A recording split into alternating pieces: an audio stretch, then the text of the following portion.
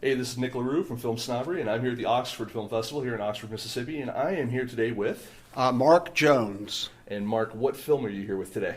I have a short film called How I Came Out. It's a feature. It's a short film, a funny little short film that's playing in the Queer Edge Shorts film block. And it asks the question of how I came out. Does it answer that question? Oh, it does. It does. It's sort of a this guy has got an incredible coming out story. He just doesn't realize it. And over the 6 minutes, we see him sort of come out more and more. It's very embarrassing things that occur, but finally he is out and he is telling folks. And is there any part of this story that you directly relate to, or is this something that was completely fabricated? It is completely fabricated. I would actually feel sorry for someone who can relate to this on a personal level. You never know. It's all sorts out there, But yeah, so tell me a bit about the making of the movie. Like, did you also do the script, or is this a script you found, or? I wrote it and I directed it, and I paid for it, so I guess I produced it. Yeah. And I'm from Memphis, and we shot it in 2 days. It's a 6 minutes, 6 seconds short. We shot over 2 days in Memphis back in August, and it was good. We had a crew of about, say, 14 or 15. That includes a couple of PAs and interns.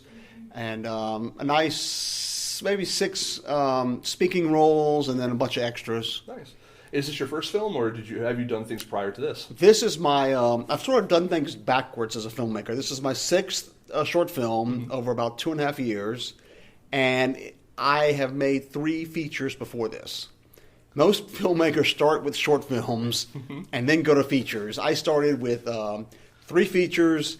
And then I made a web soap opera, and now I'm doing the shorts. Do you find that shorts might even be a little bit more pressure because of the time constraint, the constraint of budget, and also the constraint of the story itself? Yes, actually telling a short is very difficult because you want to tell it in a concise amount of time. You don't want to meander. With a feature, you can sometimes tell a joke that's a little long. Like 2 minutes long. It's a little out of place, but it's not, for a feature because it's 90 minutes. Yeah. But for a short, you've got to have a very concise script, and you want it to be as short as possible in order to tell the whole story. Are you aware of the actual runtime of the film as you're making it?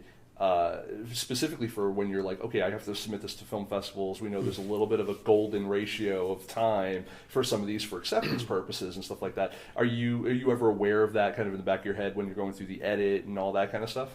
Well, I know that film festivals, and I say this with little authority, but I believe film festivals like 10 minutes or less, 15 minutes or less. I've actually worked.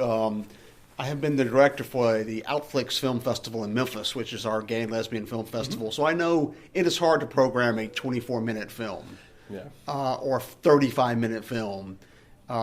It can be done, and if it's good enough, sure. But I think, it's better to 6 minutes or 10 minutes. That's sort of my sweet spot. As someone who has to watch and program movies, in that case, do you even have a little bit more pressure on yourself going like, okay, these people know I've programmed their stuff or watched their stuff, now they're going to see mine, and I'm going to get judged the same way? Well, there is a little bit of that, and I do think you want to come out the gate, especially with a short. People, if they're bored in the first 2 minutes of a short, they may very well turn it off. Yeah. Whereas they're watching a feature and they say, well, okay, the first 2 minutes, whatever, let me watch the first 15. So if you've got a 6 minute short or a 10 minute short, if things are not happening in that first 2 minutes, people are going to turn it off. Having made other things before, shorts and features, do you kind of already have like a dedicated kind of cast and crew that you kind of go to for certain things that you're like, okay, we're doing another one, come on back type of deal? Yes, exactly. Memphis has got a great filmmaking industry. And so I have worked with a lot of the same people there are probably 4 or 5 people who worked. Like I said, I've made 6 films in 2.5 years. There are 4 or 5 people who have worked on all, maybe 6 or 7 people who have worked on all 6 of those films, and then another 5 or 6 have worked on 3 or 4 out of the 6. Right. Just the schedules don't quite add up. So yes, and same with cast. Yep. Is that good because it gives you kind of a bit of a shorthand with them of like they already understand what your expectations are? Yes, for the crew, exactly. They know they have to help me so much because I'm an idiot. So they know, like, okay, Mark's making another film. Let's carry him across the finish line. Well, not too bad because you've made many at this point. So I'm also assuming this is not your first festival experience. Obviously, you having done programming your own.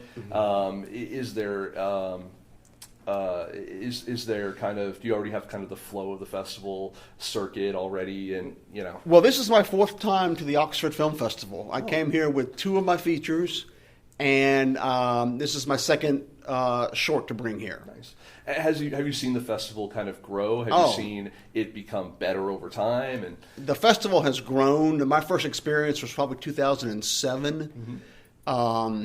Yes, 2000. So you've really gotten a chance to see over time. Because we're looking at 12 years. Yeah, maybe? so I've been here 4 times as a filmmaker since 2007, and then it's so close to Memphis that I have usually, if I can, come down for a day to see a bunch of films. So I probably have been to this festival as a filmmaker and just as a participant, I would say 7 or 8 times over the last 12 years. What got you into filmmaking in the first place? Obviously, it's not like you're growing up in New York or Los Angeles. We're here in, Tennessee. Right now we're in Mississippi, but, we're in, I live in Nashville right now. So, but I do find that these smaller places that are a little more removed from Hollywood and stuff like that tend to really be a melting pot for filmmaking. Well, I've always wanted to be a filmmaker. I love film. I love TV. I would love to sort of do a TV show at some point. But I like telling a story.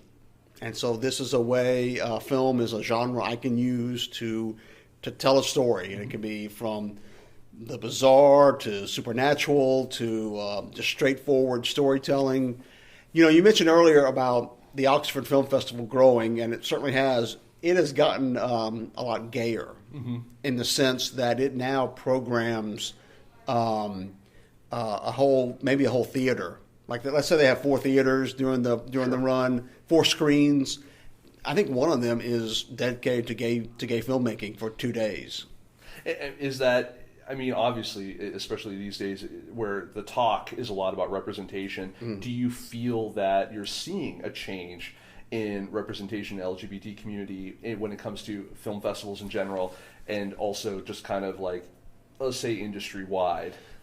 Well, film festivals like this, a general film festival, have gotten a lot more inclusive. Obviously, you go to a gay festival and it's a gay festival. It's all gay festival. But you come to a place like Oxford that is in Mississippi, but it is in the same town as a large university, and it's got to have several hundred LGBTQ students. Just do the math, right?